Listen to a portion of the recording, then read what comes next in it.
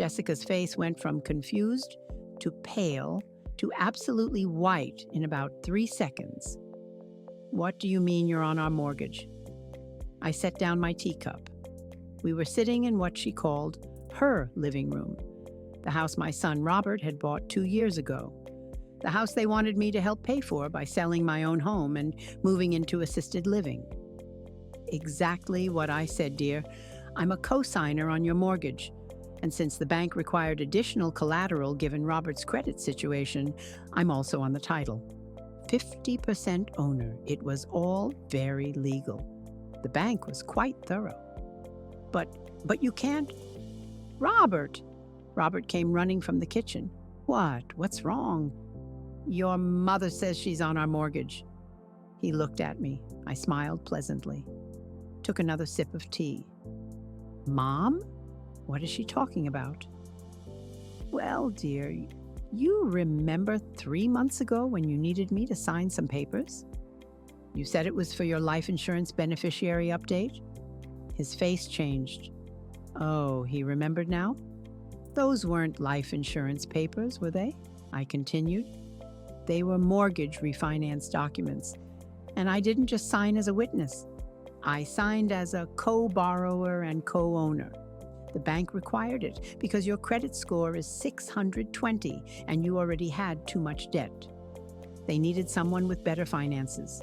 Someone like your mother who owns her house outright and has a credit score of 810.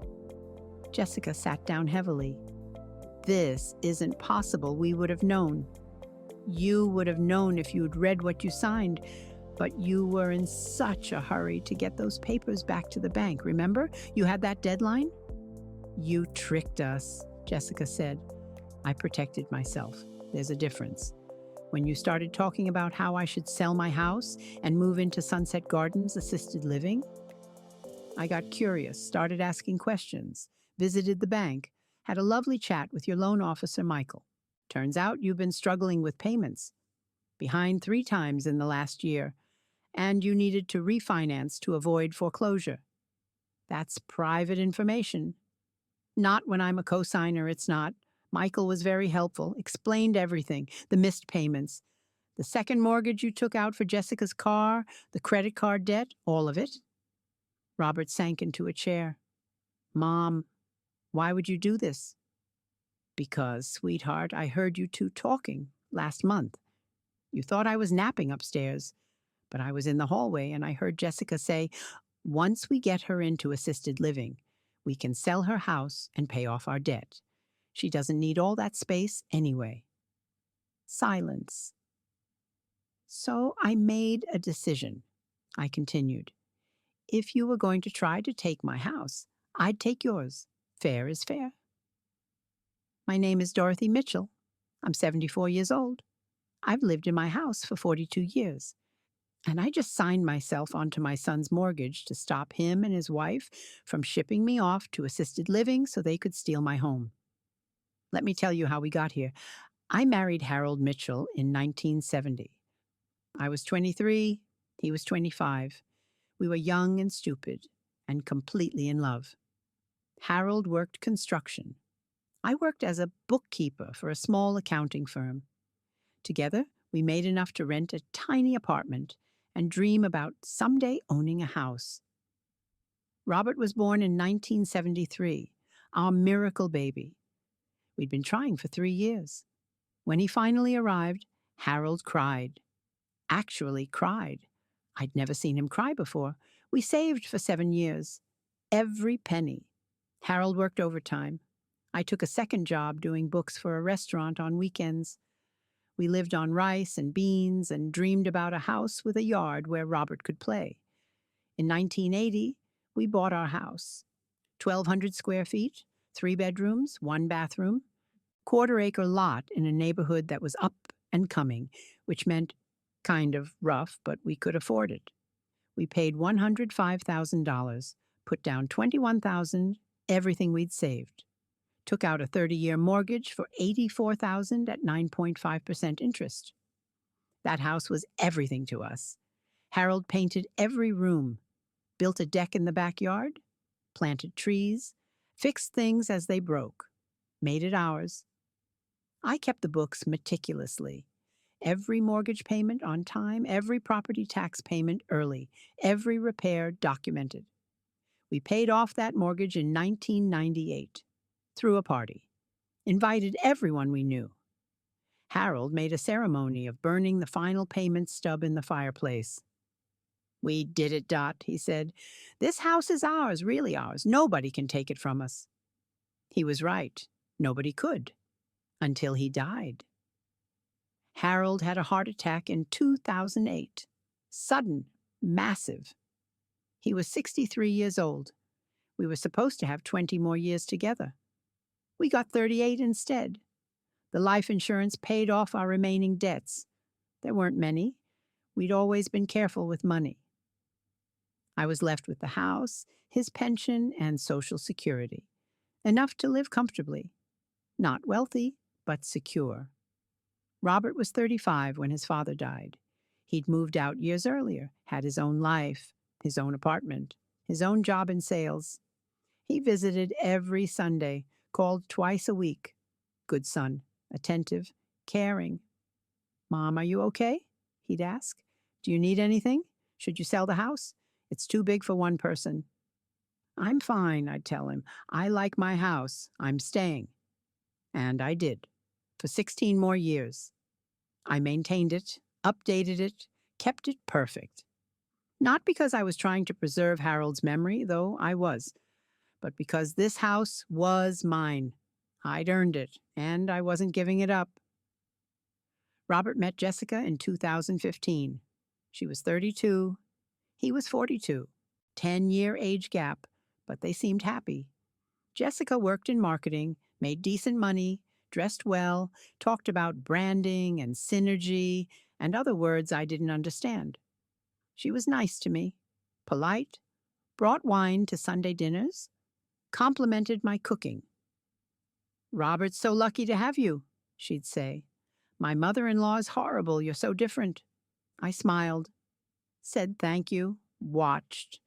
They married in 2016. Small wedding, courthouse. I paid for the reception dinner because Jessica's parents couldn't afford it, and Robert's savings were limited. $2,000, nice restaurant, 30 guests. They were grateful. After the wedding, Jessica started mentioning Robert's apartment. "It's so small. We need more space. Maybe a house with a yard?"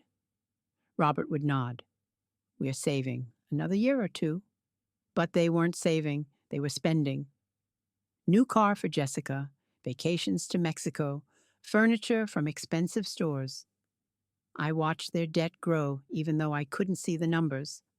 I just knew, from the way they talked, the way Robert looked stressed, the way Jessica kept pushing for more. In 2022, they bought the house. Robert called me excited. "Mom, we did it. We bought a house." "That's wonderful. Where?" "Oak Hills, 4 bedrooms, 2.5 baths, great neighborhood, 20 minutes from you." "How much?" $575,000. We got a good deal. $575,000. My entire house had cost $105,000, and that was with 42 years of inflation. "That's a lot of money," I said carefully. "What's your mortgage payment?" "About $3,300 a month, but we can handle it. My commission's been good." And Jessica got a raise. $3,300 a month. I did the math. $39,600 a year, more than my entire annual income. "That's wonderful, dear. I'm happy for you." I was, and I was worried.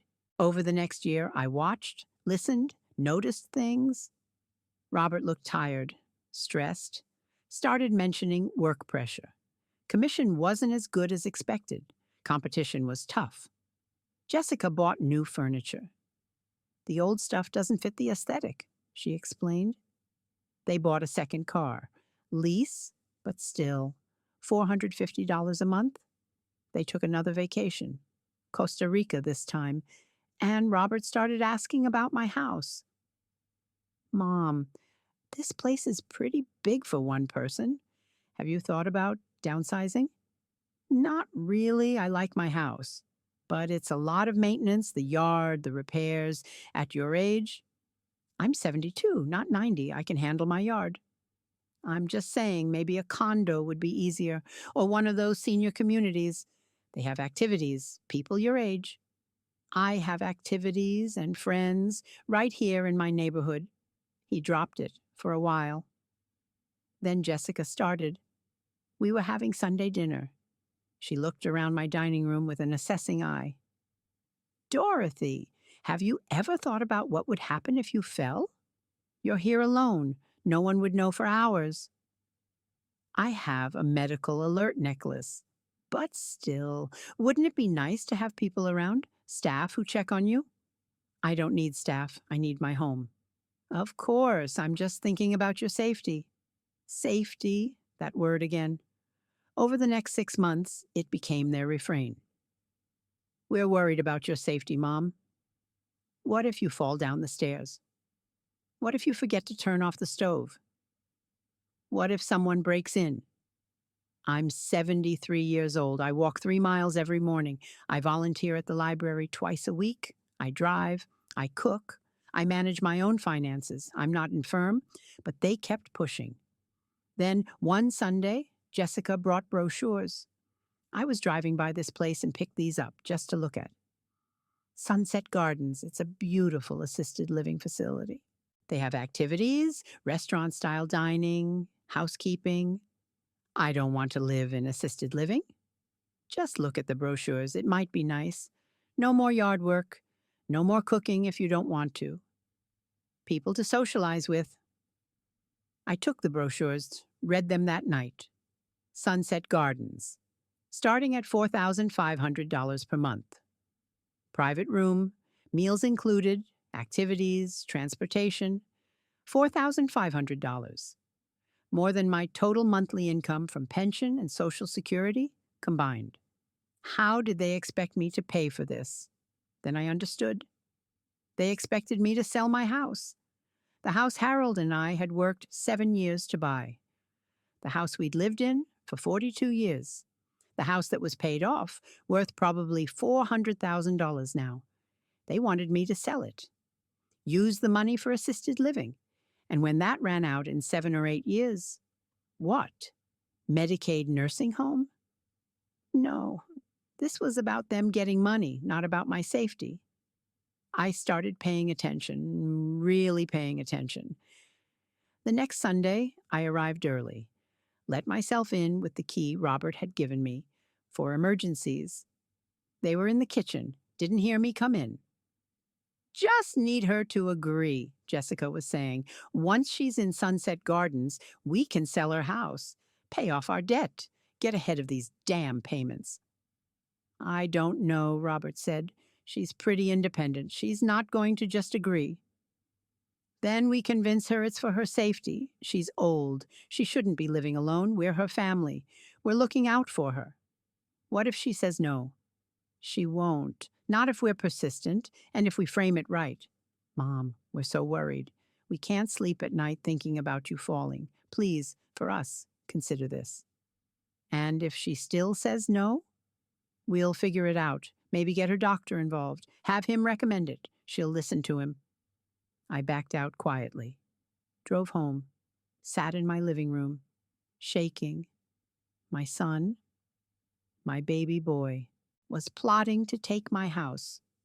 Not because he cared about my safety, because he needed money. I cried that night for Harold, for the son I thought I'd raised, for the life I'd built that someone wanted to dismantle for debt relief. Then I stopped crying, and I got angry. They wanted to play games? Fine, I'd play too. The next day I called Robert. Honey, I've been thinking about what you and Jessica said, about safety, about assisted living. Really? He sounded hopeful, eager. Yes, I'm not ready to move yet, but I want to understand my options. Can you help me with something? Of course, anything. I need to understand my finances, what I can afford, what's realistic. Can you go to the bank with me, help me understand my assets? Absolutely. When? Thursday, 10 a.m.? I'll be there. Thursday morning, Robert met me at my house. He drove us to the bank, walked in with me, sat beside me while I talked to the financial advisor. I'm considering my options for later life, I told the advisor, whose name was Patricia. My son is concerned about me living alone. We're looking at assisted living facilities. I need to understand what I can afford. Patricia pulled up my accounts, reviewed everything with us. You have your house free and clear, currently valued at approximately $415,000. You have savings of $87,000, CDs worth $43,000. Your pension is $1,800 per month. Social Security is $1,600. Total monthly income $3,400. Robert was listening carefully. I could see him calculating. If you sold your house, Patricia continued, and after selling costs, you'd net about $390,000. Combined with your savings and CDs, you'd have approximately $520,000. At $4,500 per month for assisted living, that would last approximately 9.5 years. And then you'd need to look at Medicaid nursing home coverage, depending on your health at that time. Robert nodded. So it's definitely doable. That's good to know. I smiled. Thank you, Patricia. This is very helpful. We left. Robert drove me home. See, Mom, you can afford it, and 9 years is a long time. By then, who knows, maybe you'll need more care anyway. Maybe, I said. Thanks for coming with me, honey. Any time. Think about it, okay? Jessica and I just want you safe. I will. He left. I went inside, made tea, sat down with my laptop, and I started researching. Robert's house, $575,000 purchase price. I found it in public records. Bought in April 2022. Down payment of $57,500. Mortgage of $517,500. I kept digging. Found the loan officer's name on the original mortgage documents. Michael Brennan at First National Bank. Monday morning, I called. Mr. Brennan, my name is Dorothy Mitchell. I'm Robert Mitchell's mother. He recently bought a house, and I had some questions about the mortgage. I'm sorry, Mrs. Mitchell. I can't discuss a client's private financial information. Of course. I understand. Let me ask differently. If my son needed help with his mortgage, if he was struggling with payments, would you be able to tell me that? Silence. Mr. Brennan? Mrs. Mitchell, if your son were to request refinancing due to payment difficulties, and if he asked for your assistance as a co-signer, then yes, we could discuss that. But I cannot proactively share information without his consent. I understand, thank you. I hung up, thought about that conversation. Michael Brennan had essentially confirmed my suspicions without violating confidentiality rules. Robert was struggling. They needed help, and they'd probably approach me soon. I spent the next week researching, learning about mortgage refinancing, co-signers, title transfers, legal rights, what I could and couldn't do. I called my friend Margaret, who'd worked in real estate for 30 years. Hypothetically, I said, if someone asked me to co-sign a mortgage, could I require being added to the title? Hypothetically, yes. It's not standard, but it's negotiable.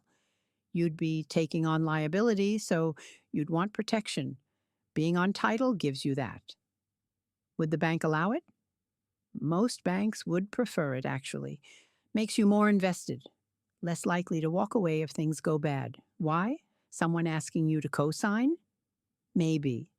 Dorothy, be careful. Co-signing is dangerous. You're liable for the whole debt if they default. I know. Then why would you do it? Protection. Protection from what? From people who want to take my house. Margaret was quiet. Dorothy, what's going on? I told her. Everything. The assisted living scheme, the overheard conversation, my suspicions about their finances. That son of a bitch, Margaret said. Sorry, but really? His own mother? He's desperate. Desperate people do stupid things. What are you planning? I'm planning to protect myself. If they're going to try to take my house, I'll take theirs first. That's brilliant. Devious, but brilliant. Harold always said I was sneakier than I looked. He was right. You need a lawyer? I have Martin. But if you know a good real estate attorney, I'll take the name. She gave me 3 names. I called all of them, got advice, learned strategies, prepared, and I waited. 2 weeks later, Robert called. Mom, hey, quick question. I need you to sign some papers, just beneficiary stuff for my life insurance, making sure you're listed properly. Oh, sure. What do you need? Can I drop them by tomorrow? Just sign where it's marked. Pretty standard stuff. Of course, dear. He came by the next evening, handed me an envelope, 8 pages of documents, tabs marked, sign here. Just life insurance stuff? Yeah, making sure everything's in order. You know how it is. I looked at the pages. Dense legal text. I could pretend I didn't understand, sign where marked, trust my son, or I could read carefully. I read carefully. These weren't life insurance documents. These were mortgage refinance papers. Robert and Jessica were refinancing to a lower rate, or trying to. The bank required an additional cosigner due to credit and debt-to-income ratio concerns. The documents would make me a co-borrower, jointly liable for the debt. But they'd carefully structured it so I'd only see the signature pages, not the full mortgage terms. Clever. If I'd just signed where marked, I'd be on the hook for their $517,000 mortgage without realizing it. I looked at Robert, my son, who was trying to trick me into co-signing his mortgage while simultaneously plotting to put me in assisted living and sell my house. Can I keep these overnight? Read them carefully? Mom, they're just insurance forms. I'd like to read them anyway. Humor your old mother. He sighed. Sure. I need them back by Friday, though. Deadline. You'll have them. He left. I read every word of those documents. Then I made a phone call to my lawyer. Dorothy, how are you? I'm well, Martin. I need your help with something. Martin Fisher had been my lawyer for 20 years, did our wills, managed Harold's estate, helped with property issues. He was 71, sharp as ever. What's going on? I explained. Everything. The assisted living push, the conversation I'd overheard, the mortgage refinance documents Robert wanted me to sign. Son of a bitch, Martin said. Pardon my language. It's appropriate. So what do you want to do? I want to sign the documents, but I want them modified. Modified how? I want to be added to the title as a co-owner, 50%. Dorothy, that's fair. If I'm going to be liable for their mortgage, I want ownership, protection. They can't sell without my consent. Can't refinance again without my signature. Can't force me out of my home if I also own theirs. Silence. Martin, I'm thinking. Give me an hour. I'll call you back. He called back 45 minutes later. I talked to a real estate attorney. Here's what we can do. You can sign the mortgage refinance as co-borrower, but we add an addendum requiring title transfer to include you as 50% owner. The bank will actually prefer this, gives them more security, makes you more invested in the property. Can we do it without Robert knowing until it's done? Tricky, but yes. The title transfer happens at closing. He'll see it in the final documents, but by then it's too late to back out without losing the refinance. Let's do it. Dorothy, are you sure? This is nuclear. Your relationship with Robert is already damaged. He's trying to steal my house. I'm just protecting myself. Okay, send me the documents. I'll handle it. I sent Martin the papers. He worked with the bank directly. Explained that I was willing to co-sign, but required title interest for liability protection. The bank agreed made sense from their perspective. Friday, I called Robert. The papers are ready. I signed them. Martin reviewed everything to make sure I understood. You had your lawyer look at insurance beneficiary papers. I'm old. I'm thorough. They're ready whenever you need them. He picked them up that afternoon. Never read them carefully. Just checked that my signature was where it should be. The refinance closed 3 weeks later. Robert called, ecstatic. Mom, great news. We got the refinance. Lower rate. Saves us $450 a month. That's wonderful, honey. Thanks for signing those insurance papers. Having everything in order makes me feel better. Me too, dear. Me too. I waited. 4 weeks. Let them enjoy their reduced payment. Let them relax. Then Jessica called. Dorothy, we'd love to have you over for dinner. Sunday, can you come? Of course. Sunday dinner. Jessica made pot roast. Robert opened wine. Everything pleasant. After dinner, they sat me down in the living room.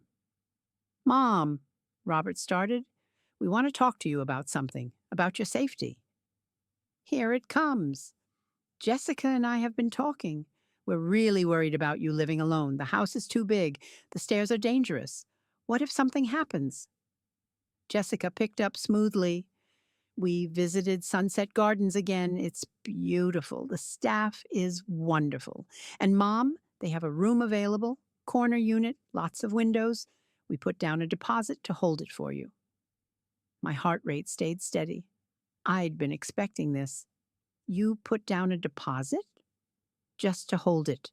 Refundable if you decide not to take it. But Dorothy, we really think this is best. For your safety. For your peace of mind. How much is the deposit? $500, but like I said, refundable. And how much is the monthly fee? $4,500, but you can afford it. We looked at your finances together, remember? By selling my house. Well, yes, but you don't need all that space, and this way you'd have security, care, people around. I sipped my tea. I see. So you'll consider it? Robert asked hopefully. I've already considered it. The answer is no. Jessica's smile tightened. Dorothy, we're really worried. About my house money, not my safety. I heard you, Jessica, last month. You thought I was napping, but I heard every word. Once we get her into assisted living, we can sell her house and pay off our debt. Robert went pale. Jessica's mouth opened. Closed. You were going to steal my house, I continued calmly. Ship me off to institutional living so you could grab $400,000 to fix your financial mistakes. Mom, that's not... It is exactly what it is, so I made some arrangements of my own. What arrangements? Jessica's voice was sharp now. Those insurance papers you had me sign? They weren't insurance papers, they were mortgage refinance documents. I know, Robert said. We needed a co-signer. Your credit helped us get a better rate. Yes, I co-signed your mortgage, which means I'm jointly liable for your debt. But I also added myself to the title. I own 50% of this house. The silence was spectacular. What? Jessica finally whispered. I'm on your title, 50-50 co-owner. You can't sell without my signature. Can't refinance without my consent. Can't make major decisions about this property without my approval. Robert stood up. You can't do that. I already did. It's all legal. Filed with the county. Your lawyer can verify. But why? Because you tried to take my house, so I took yours. Fair is fair. Jessica's face was red. This is insane. You can't just... I can. I did. And here's what's going to happen. You're going to stop talking about assisted living. You're going to stop scheming about my house. And you're going to pay your mortgage on time every month because I'm equally liable and I'll be watching. We'll sue you, Jessica said. For what? Signing documents your husband gave me. The bank required a co-signer. I agreed. As protection, I required title interest. The bank approved. All legal. Robert sank back into his chair. Mom, this is crazy. No, dear. Crazy is trying to institutionalize your 73-year-old mother so you can steal her life savings. This is practical. We would never steal. You already tried. I just got there first. Jessica stood up. Get out. Excuse me? Get out of our house. Our house, Jessica. 50% mine. I have as much right to be here as you do. She looked like she might explode. Robert put a hand on her arm. Mom, please just go. We need to think. Of course. Take all the time you need. I'll be in my house, the one you're not getting. I left, drove home, made tea, sat in my kitchen, and I waited for what came next. What came next was silence. 3 days, no calls, no texts, nothing. Then Martin called. Dorothy, I got a call from a lawyer representing your son and daughter-in-law. They want to contest the title transfer. On what grounds? They claim you defrauded them into signing, that you misrepresented the documents. Robert gave me documents to sign. I signed them with full knowledge of what they were. I had my attorney review them. Where's the fraud? That's what I told them. They don't have a case, but they're threatening to try anyway. Let them try. Dorothy, litigation is expensive. I have savings, and they don't. They can barely make their mortgage payment. They can't afford a lawyer. True, I told them as much. They didn't take it well. I'm sure. Is this really what you want? A war with your son? He started this war. I'm just finishing it. Martin sighed. Okay, I'll keep the lawyers at bay. But, Dorothy, you should think about endgame. Where does this end? With respect. Or estrangement. Their choice. A week later, Robert showed up at my house. Alone, I let him in, made coffee. We sat in the living room. Mom, I don't know what to say. How about I'm sorry? I'm sorry for everything, for listening to Jessica, for scheming, for trying to... He stopped, started again. For trying to take your house. Why did you do it? Because we're drowning. The mortgage is killing us. Jessica's car payment. Credit cards. We owe $97,000 in credit card debt. I don't sleep. I'm barely making commission. And I thought, you thought my house was the easy solution. Yes, and I convinced myself it was for your safety. That assisted living would be better for you, but really it was about the money. Yes, it was. I'm a terrible son. You made terrible choices. There's a difference. He looked at me, eyes red, tired. What do I do now? You fix your life. Stop spending money you don't have. Sell Jessica's car, cut up the credit cards, live within your means. Jessica won't. Jessica will, or Jessica can leave. Robert, you're 49 years old. You're not a child. You're responsible for your choices. Own them. And the house, your 50%, stays exactly where it is. Insurance against you trying this again. I won't. You will if you don't change. Money problems make people desperate. I'm protecting both of us. He nodded. Can we fix this, us? Eventually, when I trust you again, which will take time. How much time? As much as it takes. He left. I watched him drive away, and I cried. Because he was my son, and I loved him. But love doesn't mean being stupid. Over the next 6 months, things changed. Robert and Jessica sold her car, bought a used Honda. Jessica wasn't happy, but she accepted it. They stopped eating out, started cooking, stopped taking vacations. Jessica got a second job, part-time retail, evenings and weekends. They cut expenses everywhere, cable TV, gym memberships, streaming services, and they paid down debt, slowly, painfully, but they paid. Robert called me every Sunday, not to visit, just to check in. How are you, Mom? I'm fine, dear. How are you? Tired? Broke? But better? We paid off another credit card this month. That's good. Yeah, only 6 more to go. Progress. 8 months after our confrontation, Jessica called. Dorothy, it's Jessica. Can we talk? Of course. Not on the phone, in person? Okay, come over. She arrived an hour later, no makeup, jeans, and a t-shirt, looking exhausted. We sat in my living room. I offered tea.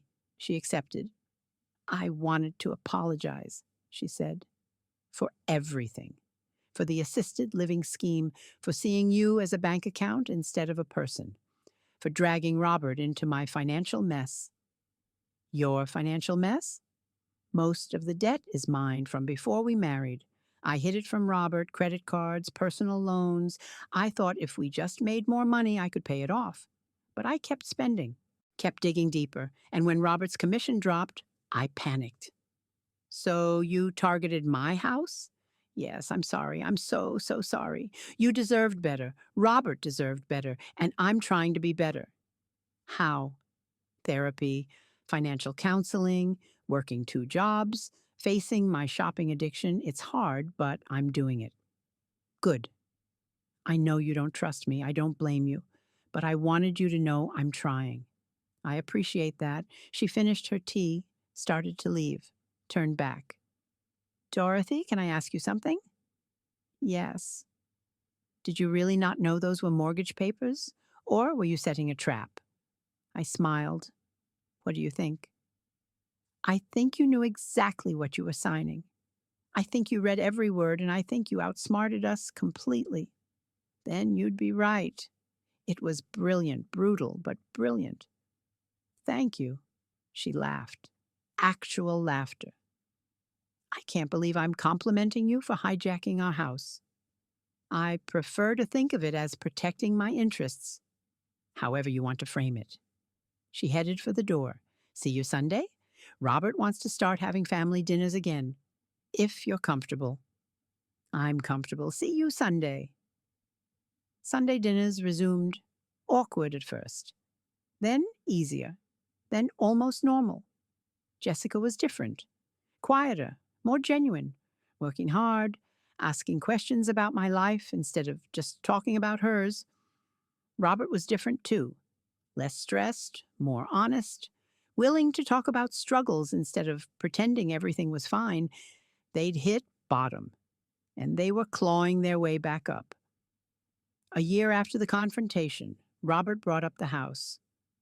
Mom, about the title situation, the 50-50 thing. Yes? I understand why you did it, and I'm not asking you to change it, but I wanted you to know. We're never going to try to take your house again. We're never going to push assisted living. We learned our lesson. I'm glad. So if you wanted to transfer the title back to just us, we'd understand it's your choice. I thought about it. Let's leave it as is, for now. Maybe in a few years we can revisit. Okay, that's fair. How's the debt? Down to 42,000. We'll be done in 3 years. That's progress. Yeah, it's slow, but it's happening. I'm proud of you. He looked surprised. You are? Yes, oh, you made mistakes.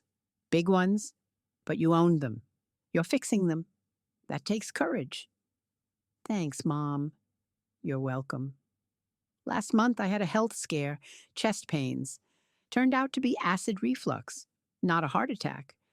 But I ended up in the emergency room at 2 a.m. I called Robert. He was there in 15 minutes, Jessica right behind him. They stayed with me through all the tests, drove me home, made sure I was settled. Mom, you can't live alone anymore, Robert said. What if this had been serious? What if you'd been home alone? Here we go again. Robert, wait, hear me out. I'm not talking about assisted living. I'm talking about us, Jessica and I. We have 4 bedrooms. You could move in with us, your own space, your own bathroom, but we'd be there for emergencies. I looked at him, at Jessica nodding in agreement. You want me to live with you after everything? Because of everything. Mom, I almost lost you twice. Once to my own greed. Once to chest pains that could have been a heart attack. I don't want to lose you at all, and I especially don't want to lose you because you're too stubborn to ask for help. I don't want to be a burden. You own 50% of our house. You're not a burden. You're literally our co-owner. Come live in your own property. I smiled. That's a terrible argument. But it's true, and Mom, we want you there. Really, not for your money, not for your house, because you're our family and we love you. Jessica spoke up. Dorothy, I know I destroyed your trust. I know I don't deserve this, but I'm asking anyway. Come live with us. Let us take care of you the way you took care of Robert. Please. I thought about it. My house, empty, big, full of memories, but short on people. Their house, full of life, chaotic, imperfect, but family. On one condition, I said. Anything? I keep my house, don't sell it. Rent it out if needed. But it stays mine, my safety net, my independence. Deal, Robert said immediately. And I pay rent, fair market value for a room. Mom, no. Yes, I'm not a charity case. I have income. I'll contribute. Fine, we'll figure out something fair. I moved in 2 months later, rented my house to a lovely young couple, teachers. They take care of it like their own. Living with Robert and Jessica has been interesting, sometimes wonderful, sometimes challenging, always real. Jessica and I cook together. She's learning my recipes, teaching me hers. Robert and I watch old movies. He never realized I loved classic film. I never knew he collected Criterion DVDs. We have family dinners, real ones, where we talk about our days and our struggles and our hopes. It's not perfect. Jessica still sometimes spends money we don't have. Robert still stresses about commission. I still get annoyed when they're too loud, but it's honest.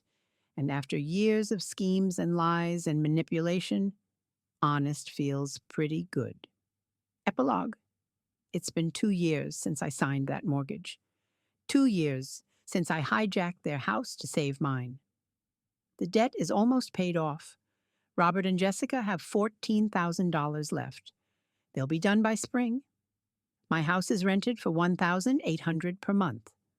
Enough to cover property taxes, insurance, and maintenance.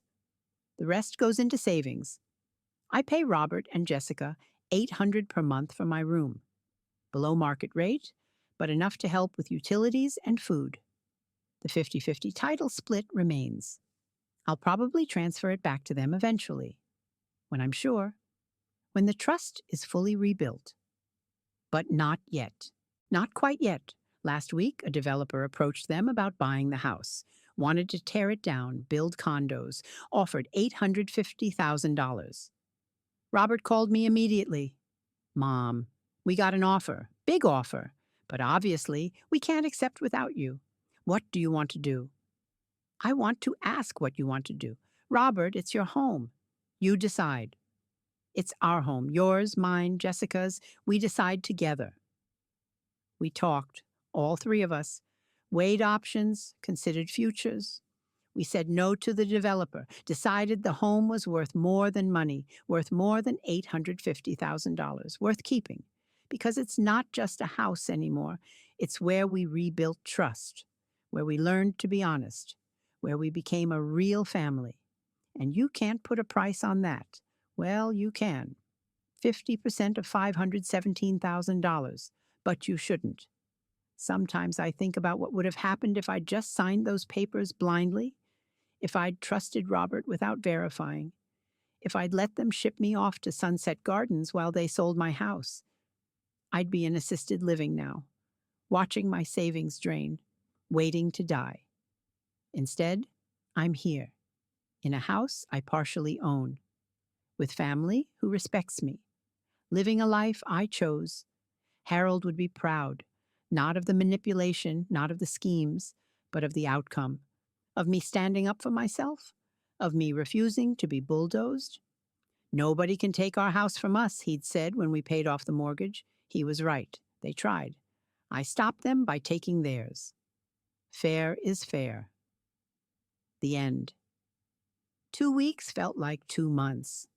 Every day I expected Robert to call, to show up with papers, to spring the trap. Finally he did. It was a Wednesday evening, 6 p.m. I was making dinner when the doorbell rang. Robert stood there with an envelope and his best salesman smile. Hey, Mom, got a minute? Of course. Come in. I'm just making soup. Want some? No, thanks. Jessica's making dinner. I just need you to sign something real quick. Real quick. The phrase people use when they want you not to think too carefully. What is it? Life insurance stuff, beneficiary updates, making sure you're listed properly. He handed me the envelope. 8 pages, tabs marking signature lines. I flipped through them slowly, saw words like refinance and co-borrower and joint liability. Robert, these don't look like life insurance papers. They're part of the life insurance package. The bank requires updated beneficiary info when you refinance. It's standard. I looked at my son, watched him lie to my face. Smooth, practiced. Can I keep these overnight? Read them thoroughly? His smile flickered. Mom, they're really straightforward. I'm sure they are, but I'd like to read them anyway. You know me. Thorough. I need them back by Friday. There's a deadline. You'll have them by Friday. He hesitated, clearly wanted to push harder, but couldn't without revealing the lie. Okay, sure. Thanks, Mom. Of course, honey. That's what mothers do. He left. I locked the door behind him, took the papers to my kitchen table, made tea, and I read every single word. The documents were cleverly structured. The first 3 pages looked like beneficiary forms, life insurance language, my name listed as beneficiary for Robert's policy. But pages 4 through 8 were mortgage documents, refinancing Robert's existing loan, lowering the rate from 4.75% to 3.9%, monthly payment dropping from $3,300 to $2,850. Good deal for them, if they could get approved. But there was a problem. Robert's credit score had dropped. Too much debt. Too many late payments. The bank wouldn't approve the refinance unless they added a co-signer with better credit. Enter Dorothy Mitchell, credit score 810, homeowner, steady income, perfect co-signer. By signing, I'd become jointly liable for $517,000 in mortgage debt. If Robert and Jessica defaulted, the bank would come after me, could force me to sell my house to cover their loan. Exactly what they wanted. Get me on the hook for their mortgage, pressure me into assisted living, sell my house to cover both their immediate debt and any future default. Brilliant plan, if I'd been stupid enough to sign without reading. I called Martin at 7 p.m. I need you. Tomorrow, 9 a.m., my house. What's wrong? Everything. And I need your help fixing it. Martin arrived at 8:55 a.m. I had coffee ready, papers spread on the kitchen table. He read through everything. His face got progressively redder. That little son of a bitch. Martin, language. Dorothy, he's trying to commit fraud. This is elder abuse, financial exploitation. We could report him. I don't want to report him. I want to beat him. Beat him how? Sign the papers, but modified. How modified? Add me to the title. 50-50 co-owner. If I'm liable for the mortgage, I want ownership. Martin stared at me. That's actually brilliant. Thank you. But the bank has to agree. Will they? Probably. Makes you more invested. Better security for them. But Robert and Jessica will see it in the closing documents. When? At closing. Day of. By then it's too late to back out without losing the refinance. Perfect. Dorothy, this will nuke your relationship with your son. He already nuked it. I'm just throwing the second bomb. Martin worked with the bank all day Thursday. Called me at 4 p.m. It's done. Bank approved. You'll sign as co-borrower with 50% title interest. Closing is next Wednesday. They'll get the final documents Monday. Will they have time to back out? Technically, yes. Realistically, no. They're desperate for this refinance, behind on payments. If they don't close, they'll default within 2 months. Good. Dorothy, are you sure about this? Completely. Friday morning, I called Robert. The papers are ready. I signed everything. Martin reviewed it all to make sure I understood. You had your lawyer look at insurance papers? His voice had an edge. I'm 73 years old, honey. I'm thorough about legal documents. Everything's signed and ready. Great. I'll pick them up tonight. He came by at 6, took the envelope, opened it to verify signatures. You signed in a lot of places. Martin wanted to make sure everything was proper. Beneficiary forms can be tricky. Right, thanks, Mom. You're welcome. Let me know how it goes. I will. He left. I watched him drive away. And I waited for Wednesday. Wednesday came. Closing was at 10 a.m. at the title company. I didn't attend, wasn't required. I'd already signed my documents, but I waited by my phone. Noon came and went. 1 p.m., 2 p.m. Finally, at 2:45, my phone rang. Robert, voice shaking. Mom, what did you do? I signed the papers you gave me. Why? Is there a problem? The title. You're on the title. 50% owner. Yes, the bank required it. For cosigner protection. Didn't you read the closing documents? I'm reading them now. This says you own half our house. That's correct. You can't do this. I already did. Is there something wrong? You don't just get to own our house. I don't just get to be liable for $517,000 in mortgage debt either, but here we are. You wanted me to co-sign. I did, with protections. Silence. I could hear Jessica in the background, yelling, Robert, trying to calm her. Mom, this isn't what we agreed to. We didn't agree to anything. You handed me papers and told me they were life insurance forms.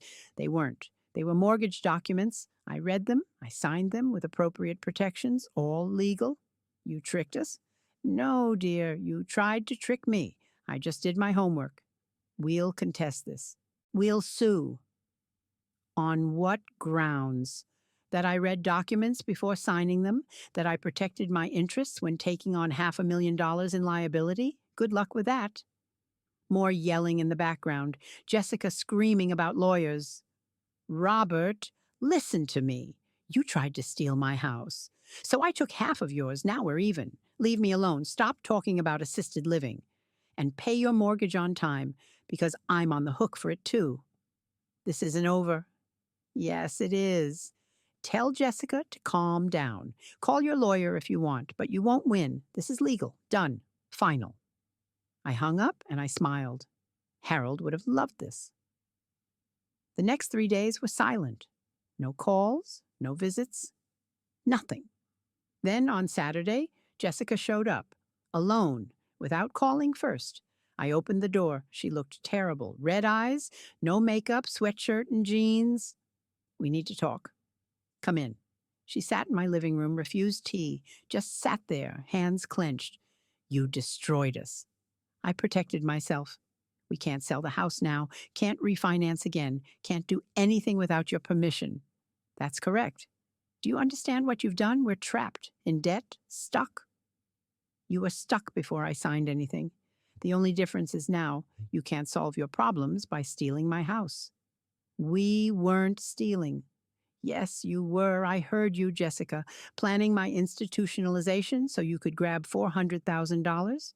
That's theft. I just beat you to it. She stared at me, tears starting. I don't know what to do. Start by being honest with yourself, with Robert, about your debt, about your spending, about why you're really in this mess. It's not my fault. Whose fault is it then? She broke, full crying now, messy, ugly, real. It's mine, all of it. The credit cards, the car, the clothes, the vacations. I kept thinking if we just made more money, I could pay it off, but I couldn't stop spending. And then Robert's commission dropped, and I panicked. So you targeted my house. Yes, I'm sorry. I'm so sorry. You don't deserve this. Robert doesn't deserve this. But I didn't know what else to do. I watched her cry, felt something almost like sympathy. Almost. How much debt are you in? Total? $97,000, credit cards mostly, personal loans, the car. Not including the mortgage? Not including the mortgage. Jesus, Jessica, I know. Does Robert know the full amount? He knows most of it, not everything. You need to tell him everything. He'll leave me. Maybe, or maybe he'll help you fix it, but he can't help if he doesn't know. She wiped her face. What do I do about you? About the house? Nothing. The house situation stays as is. I'm 50% owner. I'm watching the mortgage. If you stop paying, I'll know. And then what? And then I'll decide what to do. Maybe I'll pay it myself and force a sale. Maybe I'll let it foreclose and destroy both our credits. Maybe I'll do nothing and see what happens. You won't know until it happens. That's cruel. That's fair. You were going to take everything from me. I'm just taking half from you. She stood up. I hate you right now. That's okay. I'm not particularly fond of you either. But you're right. About the debt, about telling Robert, about all of it. I know. She left. I watched her car pull away, and I thought about Harold, about what he'd say about all this. He'd probably say I was being too hard on them. That family deserves second chances. That forgiveness matters. But Harold never had someone try to steal his house. Never had his own child scheme against him. Never had to choose between being nice and being safe. I chose safe, and I'd choose it again. 3 weeks after Jessica's visit, Robert called. Can I come over? I need to talk to you. Of course. He arrived looking better than I'd seen him in months. Cleaned up, clear-eyed, calm. Mom, I need to tell you what's been happening. Okay. Jessica told me everything. The real debt numbers, how much we owe, why she pushed so hard for the assisted living plan. All of it. And I was furious for about a week. We had some awful fights. I almost asked for a divorce. But you didn't? No, because underneath the anger, I realized I'd been willfully blind. I knew she was spending too much, knew we had debt. I just didn't want to deal with it. Easier to blame commission drops or bad luck than to face that we were living beyond our means. That's mature of you. We're in counseling, financial counseling and marriage counseling. It's hard, expensive, ironically, but necessary. Good. We're on a plan, strict budget, cutting everything we can. Jessica got a second job. We're paying down debt as fast as possible. How fast? 3 years if nothing goes wrong. 5 if something does. That's a long time? Yeah, but it's progress. And the assisted living talk? Over. Completely. I'm sorry, Mom, for all of it. For listening to Jessica's scheme, for trying to take your house, for lying to you about the insurance papers. All of it. Thank you. Can we fix this? Us? Eventually. Not now? Robert, trust takes time to rebuild. You broke mine pretty severely. I need to see sustained change before I'm convinced. How long? As long as it takes. He nodded, accepted it, started to leave. Robert, yeah, I'm proud of you for facing this, for not running, for doing the work. Thanks, Mom. That means a lot. After he left, I sat in my quiet house and thought about what comes next. The title stays split. That's non-negotiable. For now, at least. Maybe in 5 years, when the debt is paid and the trust is rebuilt, I'll transfer it back. Maybe not. My house stays mine, rented to good people who treat it well, generating income, staying in my name, and I stay here, independent, safe, protected. Harold would approve. I'm sure of it. Because sometimes love means being soft. And sometimes it means being steel. This situation needed steel, and steel is what they got.